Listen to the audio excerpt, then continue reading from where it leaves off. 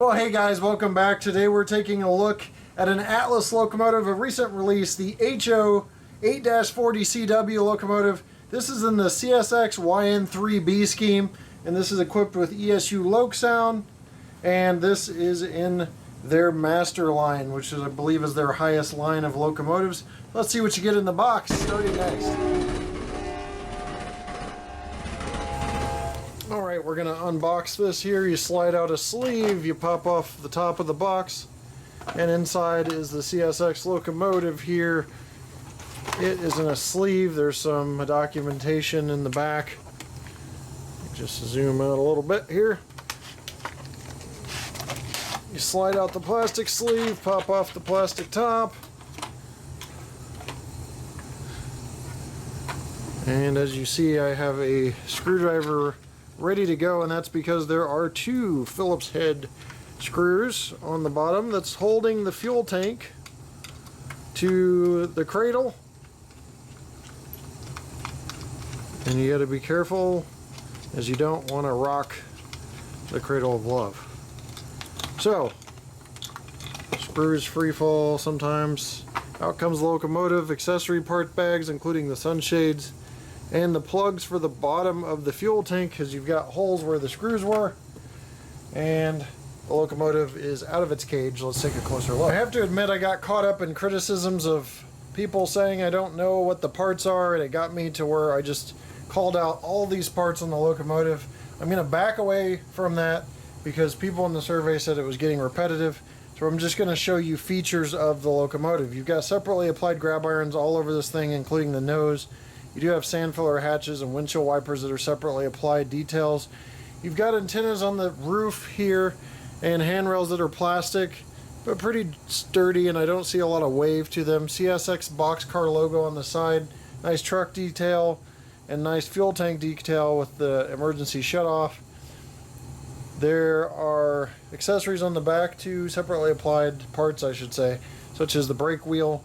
You've got radiator fan grills that are not see-through. You do have jacking pads and a truck chain on the back. You may be able to see that truck chain right there. It is a little long. Some people have been trimming the truck chains, I've read online, on these locomotives, but they shouldn't interfere with too much. They may interfere with a switch in some rare cases. But there is the chain, as you can see, but it's a real chain and nice detail, and I like that about the run. On the rear, more of the same detail, sand filler hatch. Lights are LEDs. You've got the Atlas Master couplers. I think they're called Atlas. They're just Atlas couplers. They're a two-part coupler plastic. And there are coupler cut levers. More of the same detail on the other side. I was trying to give you a closer view in here. So you can see the detail. You get compartment detail. So pretty nicely done. And I'm not really seeing any major problems on this locomotive. Got the yellow safety sill, safety tread on walkways, etc. There are some labels, some custom labels, GE label up front here, and it looks legible from where I can see. You could probably see it even better than I can because the camera acts like a giant magnifying glass. Ditch lights below the anti-climber supposedly work. We'll check that out. And accessory hoses. So that magnetic glide hand on the coupler does seem pretty low. It's dragging below the snowplow, so it may need some trimming. A little hard to see right there, but that is making contact with my turntable here. So let's go ahead and move on to some operation of this locomotive. One item to note when I was talking about the handrails, this area of the handrails is not supported very well. They did prototypically replicate this area. There's no support stanchion here, but what that causes is a slight dip to where that handrail does want to bend inwards right there. So I would highly suggest, if you have extra foam, when you store these locomotives, you put a piece in there to get that back straightened out. First thing I noticed when applying track power is it has a really nice golden LED. It looks very prototypically correct. Looks like a bulb, but it is not. It has nice backlighting that's not, doesn't have any shine through, but is not very intense in one area. It's nice evenly applied through the number board backlights there on the nose. And I'm going to start this up. ESU startup is F8.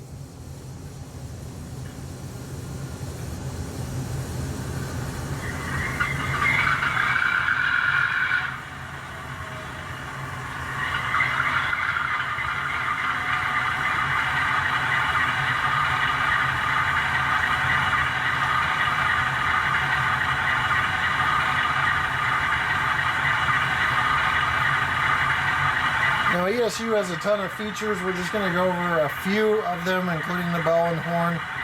Bell here.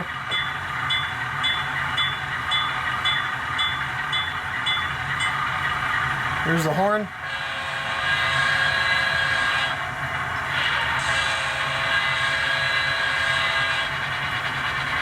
I think that's one of the best horns I've heard. Just turn on the ditch light so you can see those when the horn is activated. They are brighter than the headlight.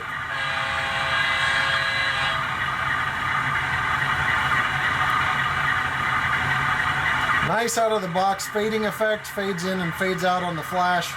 It's nice. It does have a white appearance up front, kind of a golden appearance off to the side. Left ditch light is brighter than the right ditch light when looking at it head on.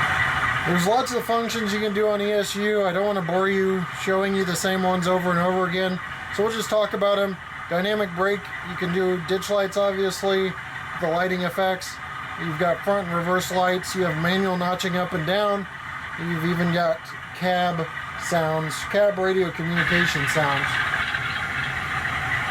Alright, we're going to move this, slow speed steps to check smoothness of the drive, and to listen to the prime mover notch up here. So 1 speed step is all we're going to move this at first, out of 126.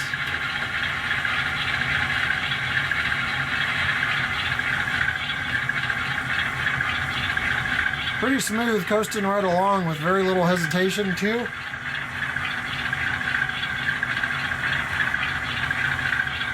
Three.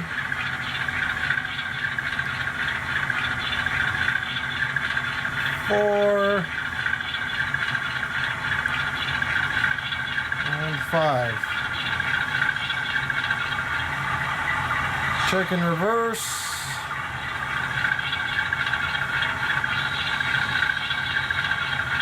One speed step. The air compressor kick on is some of the random sounds in the ESU decoder. 2. 3, 4,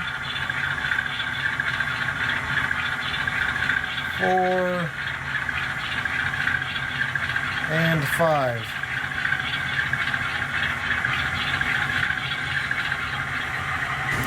I'm going to check coupler height now. Now on these Atlas couplers, that one seems to be just a tad bit low. On this front coupler, that one seems to be just a tad bit low as well. Now the Atlas couplers have mixed reviews. For long trains I've personally experienced sometimes a failure, but typically they do hold on these auto rack trains that are really heavy. I have experienced some release of the couplers on the articulated auto rack sets. Alright, we're just going to check NMRA wheel sets here. Got good, good, and good. Good, good, and good. So all of the 6 wheel sets are good and NMRA standards are complied with. We're going to weigh this now. Looks like 1 pound, 2.1 ounces, very robust for a diesel. 18 total ounces, 510 grams, 0.510 kilograms. So just over a pound and a tenth. Pretty good.